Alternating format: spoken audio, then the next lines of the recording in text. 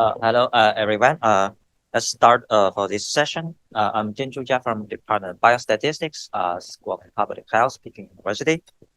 So for this session, we have four speakers. The first one is Professor Al Steinberg from Linden University. So he will give us a talk on causal inference and the counterfactual prediction for treatment as well. Statement.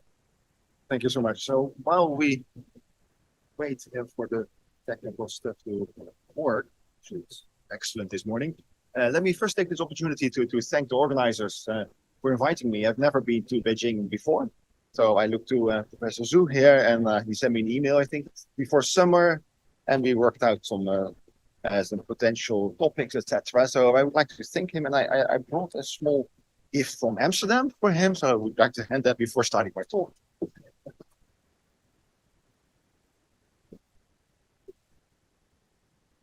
I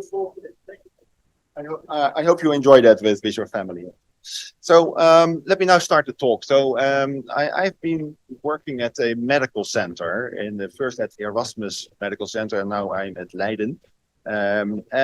This issue of causal inference, for me, it primarily relates to the analysis of randomized controlled trials. So that is a starting point, but I'll also make some links with observational data analysis. Obviously, as Professor Zhu rightly summarized, causal inference is really a very important topic in many areas. So let me start with some basics. Yes, so causal inference was already discussed this morning, but just to reiterate, so this is what I found on the internet. It's the process of determining independent actual effect. So causal is now replaced by actual of a particular phenomenon that's a component of a larger system. So that makes it already a bit complex, a larger system. And there are, of course, many nice cartoons summarizing about causal inference, and people can find this on used to think correlation implied causation. There's always this link. Follow a course, do a statistics class, and that may help. There are many books. I think it's very similar to what Professor Zhu showed, especially what has influenced me is Julia Pearl's The Book of Why. It's really very accessible. It's also very interesting that this morning's talk had the example of genes for smoking. I think Fisher objected to the idea of that smoking might cause lung cancer because he said there might be circumstances of the particular people smoking that explain that. So related to this genetic makeup, which in the example had only a very minor mediation effect actually. If you go on the internet, you find also this basic descriptions, the graphical display of confounders that may trouble our causal inference here. We want to know treatment to outcome relation. Confounders are difficult, but then there's on top of that this unmeasured confounders. As always, is the key consideration in this area. If you look at the fields concerned with causal inference, there's computer science, social development, statistics, epidemiology, also economics, literature, Indus, and other people working on this issue. I'm more in the middle here with statistics and epidemiology. There are many graphical displays about this issue of correlation, causation. So this is nice. I think that the first thing we need to worry about is this chance, a bit of the inference issue, p-value. Can we rely on the findings?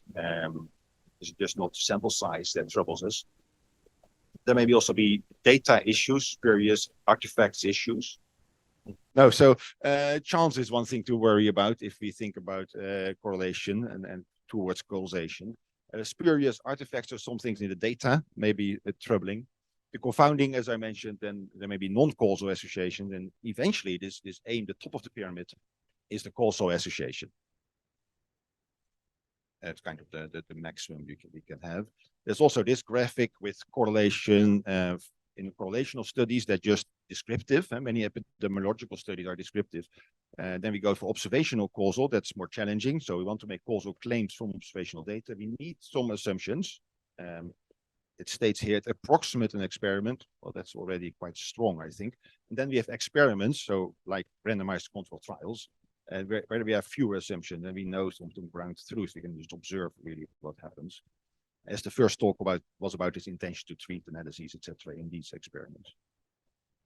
So if we move from the findings in a trial, and if I say this randomized controlled trial is, say, the highest standard, we want to go to the individual. I want to go to how to treat patients. And the good thing is, of course, that we have this trial with a prospective randomized controlled setting, so it's strong evidence, but the challenge is in how to translate that. And that is on this slide here, summarized by Bradford Hill, that RCTs, randomized controlled trials, they can determine the better treatment on average, but they do not answer the practicing doctor's question. What is the most likely outcome when this particular drug is given to this particular patient? So really on the individual level, to translate this to the individual, that is a big challenge.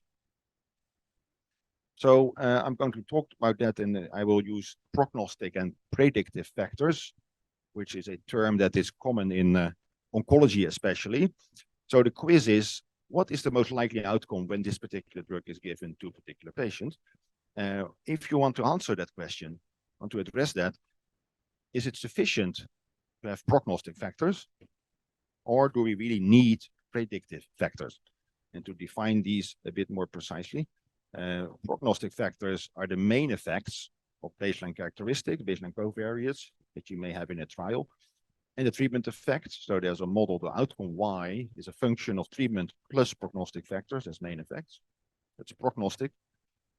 Or predictive effect, there's an interaction between at least with treatment at least one baseline covariate. So we have treatment prognostic factors, that's the same, but now we add this treatment by prognostic factor interaction. So this is what many people are after, and it's a very active field. But is it really needed? So I don't know where we can make a poll here, but would some people think prognostic factors are sufficient? Or that we really need this predictive factors, really the second formulation with this interaction? Well, I leave it open and will not embarrass you by raising your hands. I'm very much in favor of one. Prognostic factors are sufficient. That will be the main message of my talk.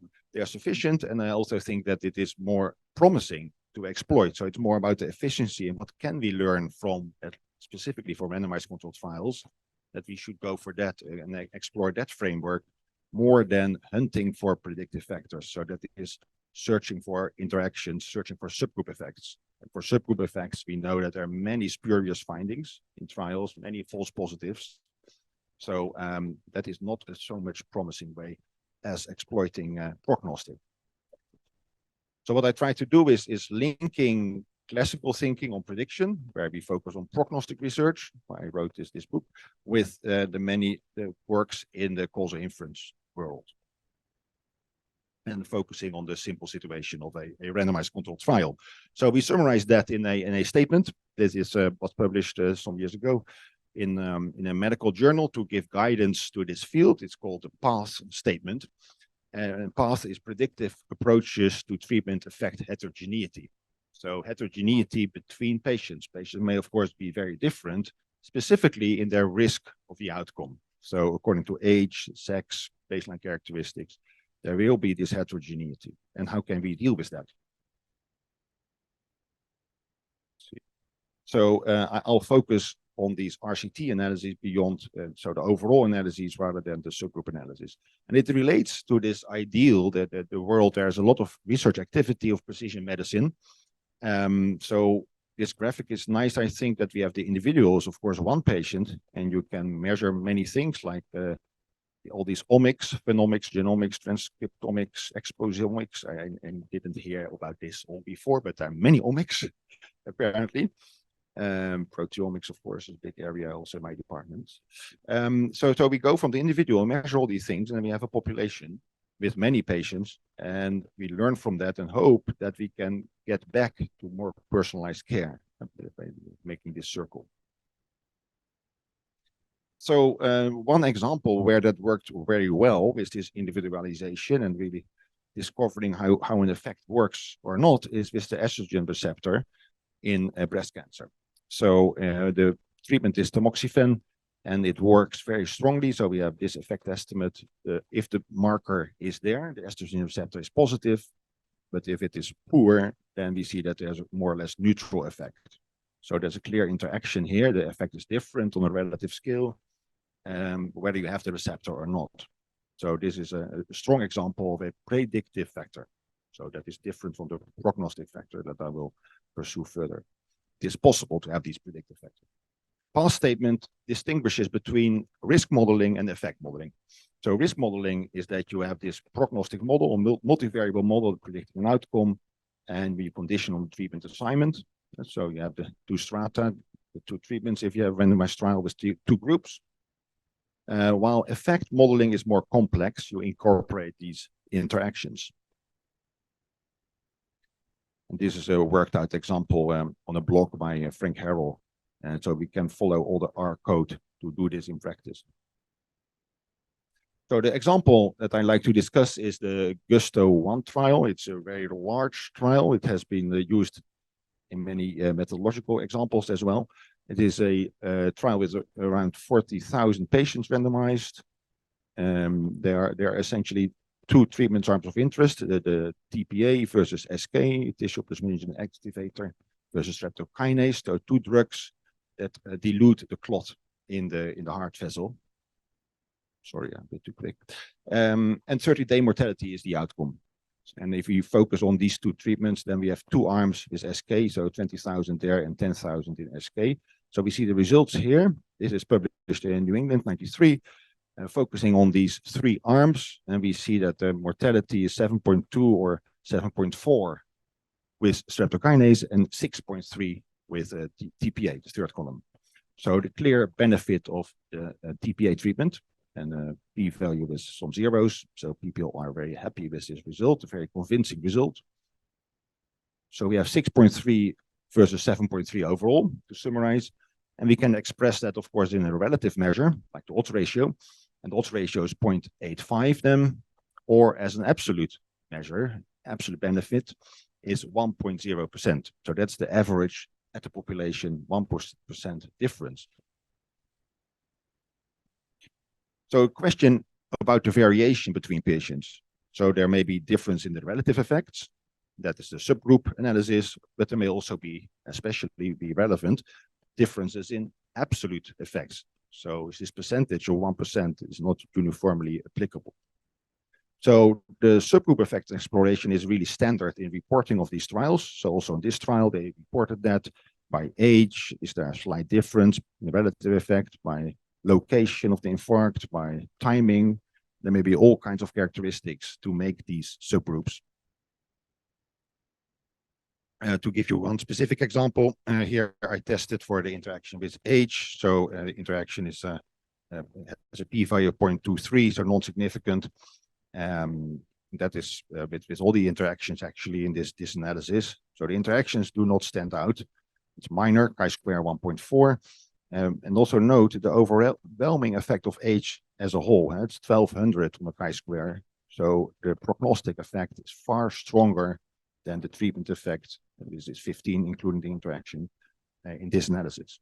And that's important to realize if they think about the magnitude of effect, that the prognostic effects are usually far larger than the therapeutic effect, let alone the interactions. So we wrote some analyses, we summarized some literature here. There is a study finding 175 of these interaction tests, but only 10 were significant. So that's 6%, while we would expect 5% by chance if there were true null effects. And there's another analysis with John Ioannidis and others more recently, also finding specifically for sex-based interactions that most are not confirmed in further studies. So that is not a very promising way. I still maintain, although there are some counterexamples. Here we have this mechanism of disease in breast cancer, the estrogen receptor. If you have that, the treatment works. If you do not have that receptor, the treatment does not work. So go in more detail about this PASS approach, the prognostic effect modeling. And we have a prognostic model. We make a linear predictor, LP, so based on the coefficients, and there may be all kinds of characteristics there. And then in the second step, we use this LP plus treatment to make individualized treatment effect estimates, so the benefit calculations. And we can be a bit more flexible by having an interaction with this LP as a whole, or some spline, restricted cubic spline, or make it in groups. So we can use this linear predictor in the second level in different ways. So when we do that, and I have a forest plot here now with first the overall effect. So that was this 0.85 odds ratio. That is just the main result of the trial. So there are in total nearly 30,000 people, and the odds ratio 0.85. That's just what I want to say. And then we can make these splits by quarter of risk. So this is the cutting in 4 groups of the prognostic risk. And then we have 2,500 per group for TPA, 10,000 total, and 5,000 for the SK, 20,000 total. And now we see the relative risk estimates. Well, these are a bit smaller than 0.85. That, as many people will know, is the non-collapsibility issue with odds ratios. If you stratify, then you get more extreme estimates. They're further from the null than the overall estimate if the trial was balanced overall. In this case, with 40,000 patients, 30,000 here, it is very balanced overall, but these treatment estimates are a bit more extreme on the relative scale. On the absolute scale, that's the interesting part. Absolute, we see 0.7% risk only, so very low risk compared to 7% on average. And it is higher with SK treatment, but this difference is only 0.2% here in the lowest risk group. Well, if you go to the highest risk group, it's 17 against 20. So the benefit is much larger on an absolute scale, order of magnitude larger in the high risk group than in the low risk group. That is just related to the baseline prognosis. If the relative effect is more or less constant, around 0.83 on average here, then the absolute benefit, of course, differs by absolute risk at baseline. So this is the proposal to do this kind of risk grouping rather than the classical subgroup analysis. You can still do that, but we consider that actually secondary to the risk-based subgrouping. So the claim is, and a very simple illustration here, absolute benefit depends on risk. And that was already done in 97 by the same group that published the trial in 93. So here on the x-axis, they have the baseline mortality risk under the control, so streptokinase treatment. And on the y-axis, it's the difference, the benefit you have by the newer treatment, by the TPA treatment. And they did the spline function here, and it follows really nicely a proportional effect estimate. So assuming a constant relative risk. The dots are based on deciles of the risk. I redid that in this block. People can find it on the internet. There's 4 groups here with the blue dots. That's the same as in the forest plot. And the proportional effect, so constant relative effect, is the red line. X-axis baseline risk, and the benefit on the y-axis. And we can be a bit more flexible. As I said, we could smooth or with the spline function here. It all gives the same picture as before, that the risk and benefit are clearly related. There's another example. I just briefly mentioned that I'm not the only one proposing this in trauma. People published a trial, and they also stratified here on the left with the risk at baseline. So they divided the patient group as lower than 6 and the higher end, higher than 50% risk of the outcome they studied. And they look at the odds ratio here, which is relatively more or less the same, a little bit more variability than in my example. But again, if you look at the absolute difference, here's 1 to 2%, so 1% absolute benefit. Well, here it's 14 to 16, overall 65 to 75% absolute benefit. So again, the benefit depends a lot on the baseline risk. So what I propose here and illustrate is something very simple. We focus on the main result from the trial. More complex analyses are subgroup effect estimation, but it's more difficult, it's more difficult to estimate. That's the main issue. So the effect modeling is one approach, but I argue for this risk modeling to get to the absolute benefit estimates. So both prognostic and predictive factors may help, but the focus, I think, should be on prognostic factors. Do the simple things. So there's some reference here to expand that a little bit in the counterfactual prediction world. There is this example of a published model, Predict. It has a website for breast cancer, so women can go here and type in their individual characteristics, and they do get an estimate of what their treatment benefit is. So with surgery only or chemotherapy added, the additional benefit for an individual is estimated here at 10-year time horizon as 2.4% with a confidence interval. So this is really making this step to the individual, essentially doing the same thing with a treatment effect from trials, just used in combination with prognostic factors without any interactions. This was a bit ad hoc. If you look in the details of what they did in the background of this approach, presentation is nice, I think, but calculations, there's a more formal approach now by a colleague of mine in working in Utrecht, named Von Amsterdam. So to confuse things, I work in Leiden. He's called Amsterdam, and he's working in Utrecht. But anyway, all Dutch names. So what he says is one approach to estimating these conditional average treatment effects is by using the relative treatment effect that's from a trial, an external source, as an offset if you model this covariate specific untreated risk in observational data. So I think Professor Zhu and I discussed this briefly yesterday already, that there's really this area of how to deal with trial data and observational data. And this is one approach that he works out here with the offset, as he calls it. So you fix what is from the trial and you take that as a true effect. So come to the end. We may use observational data for risk prediction. That was this predict example. Then you could have the randomized control trial for the treatment effect estimate, and the marginal estimate would be constrained in this further modeling if you combine observational data, if you focus on observational data.